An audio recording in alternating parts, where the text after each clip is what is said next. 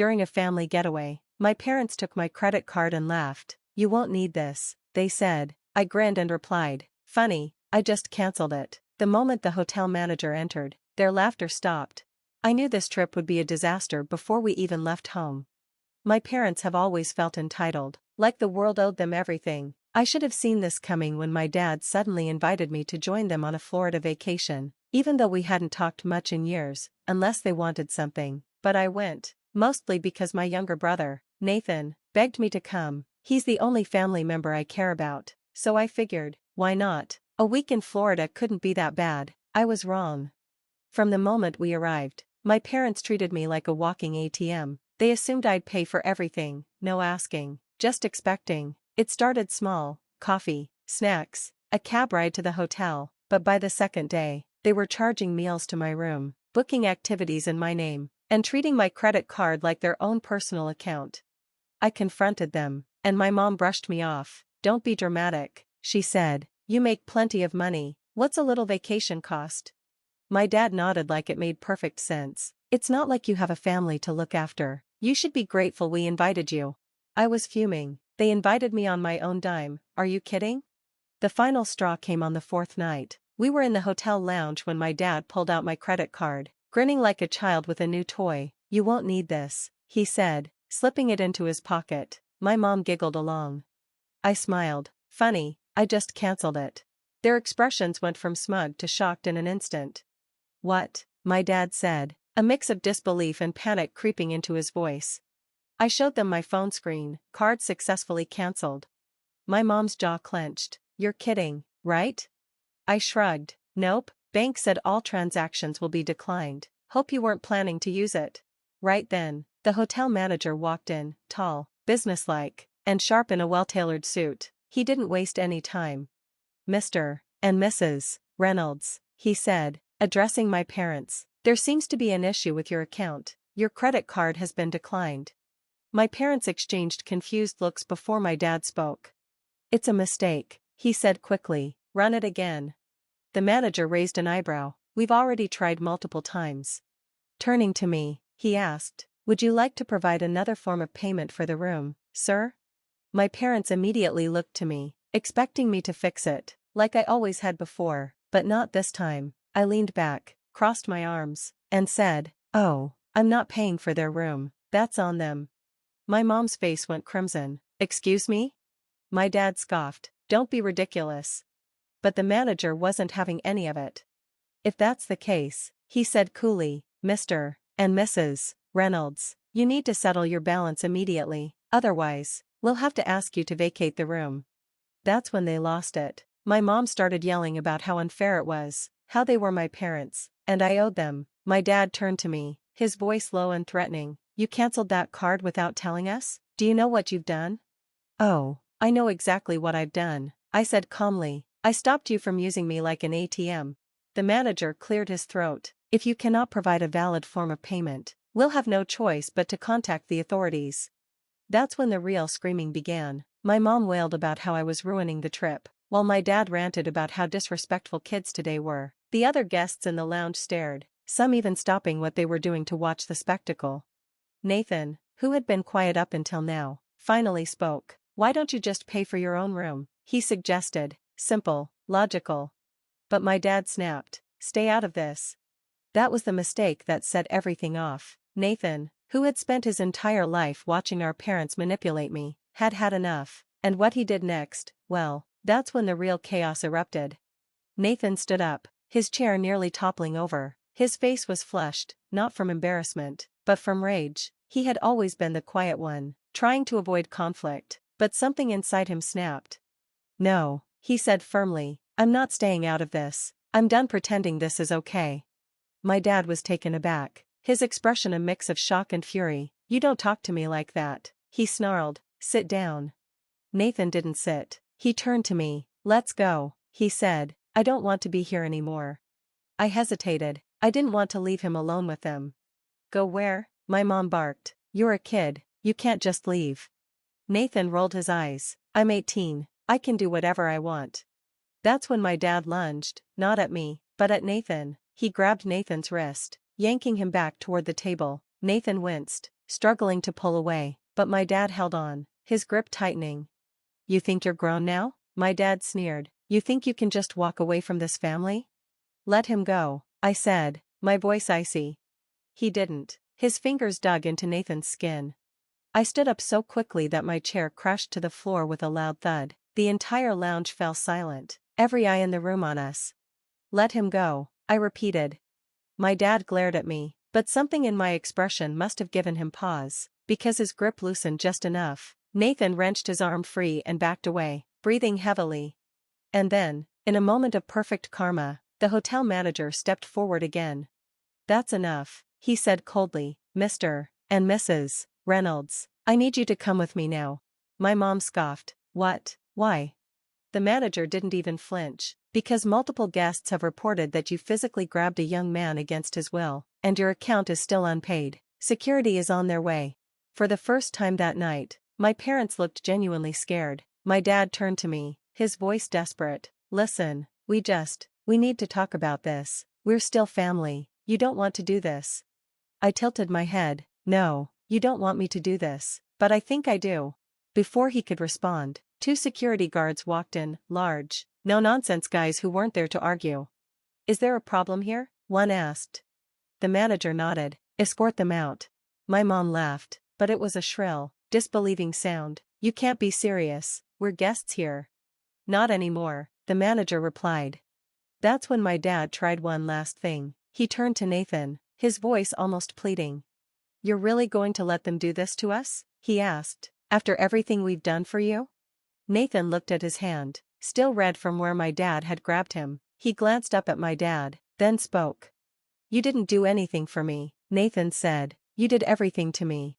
Just like that, the security guards grabbed my parents by the arms and escorted them out the front doors. I exhaled, feeling lighter than I had in years. Nathan turned to me, eyes wide, still processing everything. I forced a smile and said, "Well, looks like it's just the two of us now." Nathan gave a slight nod. "Yeah, I guess so," but just as we turned to head back to our room, my phone buzzed with a notification. I checked it, and my stomach dropped. A fraud alert. My parents had tried to open a credit card in my name.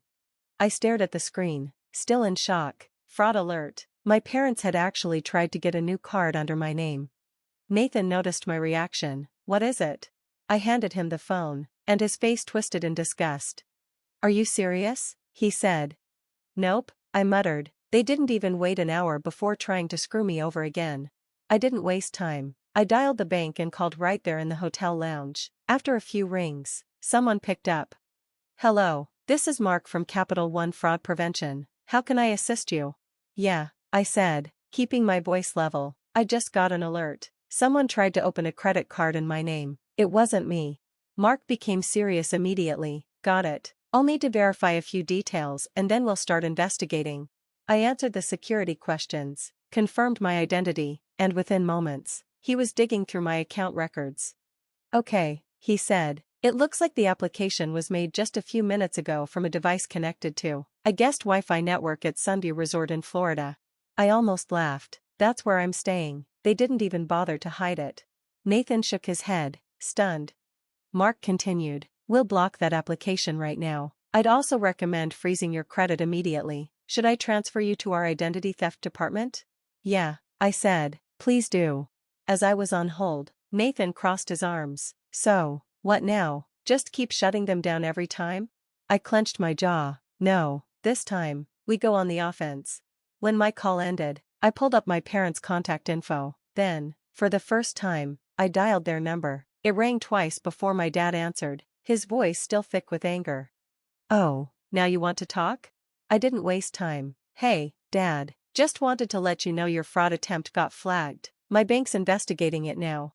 Silence. Then I heard my mom's sharp voice in the background. "What did he say?" My dad hesitated. "We didn't." I cut him off. "Don't even try it. The bank traced it back to the hotel Wi-Fi. You're the only ones desperate enough to do this right after you got kicked out."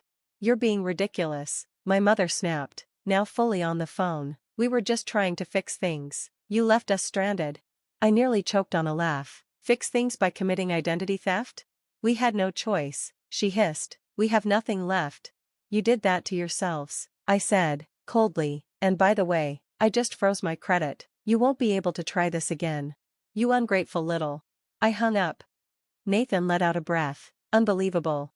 Yeah, I muttered, but they're not done. They'll try something else. I was right. The next morning, we got a knock on our door. I opened it, half expecting security again, but no, this time, it was the police. Is this your name? One officer asked, his face serious. Yeah. We received a report that you stole your parents' credit card and committed fraud. I blinked. What? The second officer pulled out a notepad. Your parents filed a complaint last night. They claim you stole their financial information and used it without permission. I couldn't help but laugh. That's rich. I literally have a fraud alert from my bank saying they tried to open a card in my name. I was the one who reported them. The officers exchanged a glance. Do you have proof of that?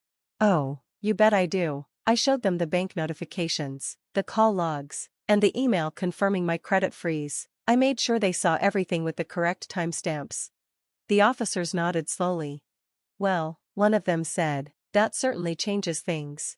Yeah, I said, crossing my arms, and I want to press charges.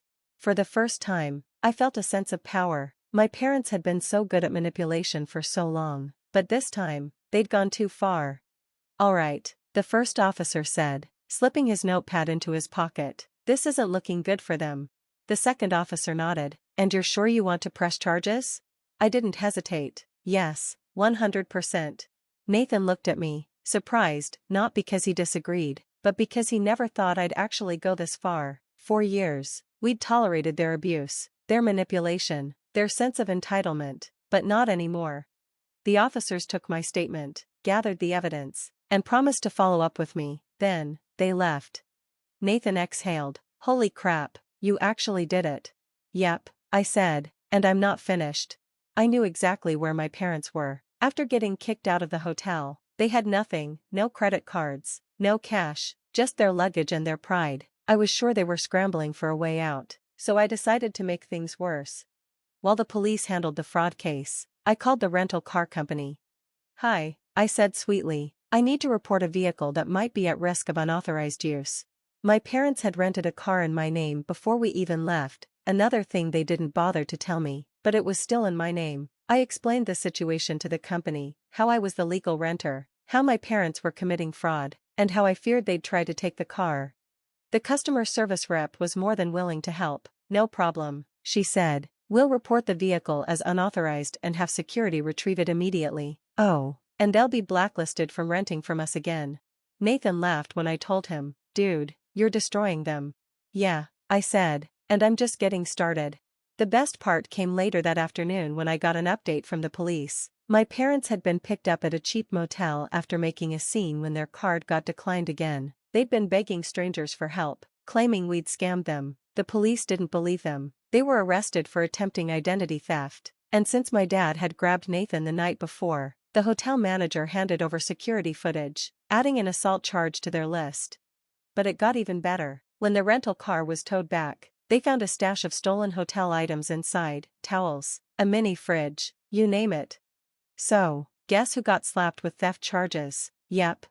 At this point, my parents were completely screwed. No money, no car, a criminal record, and their home? It wasn't even theirs anymore. They'd been behind on the mortgage for months, using my credit to stay afloat. Now, with my credit frozen, they couldn't pay. Within 3 months, the bank foreclosed on their house. The aftermath? Nathan and I never spoke to them again. We stayed at the resort, upgraded to a suite, and used the money I saved by not covering their expenses. A few months later, I moved Nathan in with me, far from our parents. He started college, finally free from their control. As for my parents, they ended up living in a rundown apartment with no credit, no savings, and no one left to take advantage of. Their last-ditch attempt? They sent me a pathetic email begging for forgiveness and claiming it was all a misunderstanding. I didn't reply. Instead, I forwarded it to their parole officer because some people don't deserve a second chance. Thanks for watching, stay stunned, and I'll see you in the next video.